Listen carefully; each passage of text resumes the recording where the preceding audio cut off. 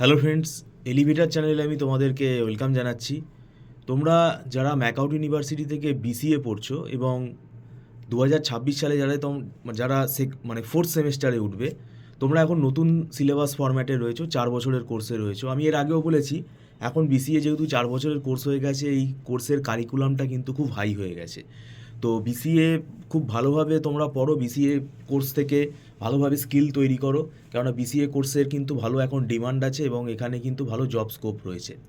কিন্তু এখন আমাদের সিলেবাসটাতে দেখবে, এখন যে কোয়েশ্চেন আসছে, কোয়েশ্চেনে কিন্তু খুব টু দি পয়েন্ট লিখতে হবে, এটা লেখাই থাকে, ব্রিফ অ্যান্সার দিতে হবে।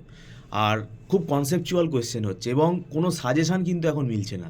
সেই জন্যই আমি তোমাদের বলছি, ফোর্থ সেমেস্টারে যদি তোমরা স্টুডেন্ট হও, ফোর্থ সেমেস্টারে 2026 সালে এই যে এবার তোমরা উঠলে, তোমাদের কিন্তু 3টে খুব ভাইটাল কম্পালসারি আইটির পেপার রয়েছে। Database management system, software engineering রয়েছে, আর অপারেটিং সিস্টেম রয়েছে। অপারেটিং সিস্টেম সাবজেক্টটা কিন্তু পুরোপুরি ডেটা স্ট্রাকচারের মতো অ্যালগোরিদিম সাবজেক্ট। আর সফটওয়্যার ইঞ্জিনিয়ারিং যে সাবজেক্টটা, এটা কিন্তু পুরোপুরি কেস স্টাডিজ বেস সাবজেক্ট এবং এর মধ্যে অনেক ড্রয়িং রয়েছে। আর এই সফটওয়্যার ইঞ্জিনিয়ারিং সাবজেক্টটা এমনভাবে পড়তে হবে, কারণ এটা কিন্তু তোমাদের প্রজেক্টেও কাজে লাগবে। প্রজেক্ট যখন তুমি রিপোর্ট তৈরি করবে, তখন কিন্তু তোমার এই সফটওয়্যার ইঞ্জিনিয়ারিং প্রিন্সিপালগুলো সব জানতে হবে। আর সফটওয়্যার ইঞ্জিনিয়ারিংয়ের মধ্যে থিওরি কোশ্চেন সেভাবে কিন্তু নেই, এটা পুরোপুরি কেস স্টাডিজ বেস কোয়েশ্চেন।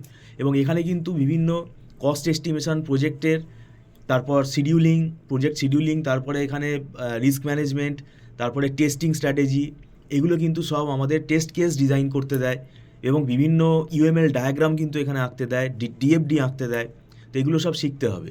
আর ডেটাবেস ম্যানেজমেন্ট সিস্টেমটা অনেক বড় সিলেবাস, তার কারণ এখানে ডেটাবেস ডিজাইনের পাশাপাশি এসকিউএল প্রোগ্রামিংটাও রয়েছে। তো এই সাবজেক্টগুলোতে তাহলে তুমি কিন্তু শুধু থিওরি পড়ে কোনো লাভ হবে না, তোমাকে কিন্তু শিখতে হবে। সেই শেখাটা যদি না থাকে, তাহলে পরীক্ষার হলে তুমি বানিয়ে বানিয়ে নিজে থেকে আর লিখতে পারবে না। তো যাই হোক, আমরা দীর্ঘদিন পড়াচ্ছি, 9-10 বছর হয়ে গেছে, আমরা এখানে পড়িয়ে পড়িয়ে অভ্যস্ত হয়ে গেছি। আর এখন ওই যে বললাম যে কোনো সাজেশান মিলবে না, তোমাকে সব পড়িয়ে যেতে হবে। কম সময় কীভাবে স্টুডেন্টদেরকে তৈরি করতে হয় সেটাতে আমরা অভ্যস্ত, সেটাতে আমরা এক্সপিরিয়েন্সড, এবং আমরা আমাদের এখানে আমাদের নিজেদের নোটস ফলো করে পড়াই, যেগুলো খুব ইজি ল্যাঙ্গুয়েজে লেখা। তো যাই হোক, তোমরা যদি সেটা নিতে চাও, আমাদের সাথে যোগাযোগ করতে পারো। আমাদের মান্থলি ফি সিস্টেমে ক্লাস হয়, এটা নট রিফান্ডেবল, আর ছোটো ছোটো ব্যাচে আমরা পড়াই। Thank you so much.